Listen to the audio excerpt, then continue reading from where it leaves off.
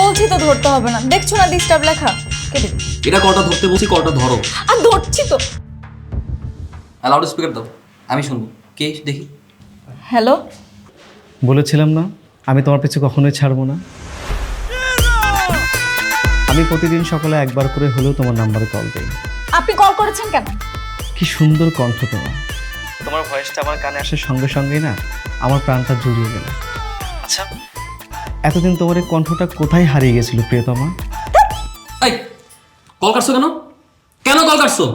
তুমি দেখলে নাকি আজে বাজে কথা বলতেছিল, এই জন্যই কলটা কেটে দিছি। কি আজে বাজে কথা বলছো? কত সুন্দর করে প্রিয়তমা বলছে। প্রিয়তমা কি কোনো আজে বাজে কথা? তুমি আমাকে ভালো মতো বলো তো, এই লোকের সাথে তোমার কি সম্পর্ক? ওনার সাথে আমার কোনো সম্পর্ক নেই, উনি আমার ভার্সিটির বড় ভাই ছিল। ভার্সিটির বড় ভাই বিরক্ত করে। ভার্সিটির সেই বড় ভাই কি জানে না যে তোমার বিয়ে হয়ে গেছে? তারপরও সে তোমার নাম্বার সেভ করে রেখে এখনো কল দিয়ে যাচ্ছে কেন? সেটা আমি কি করে বলবো বলো?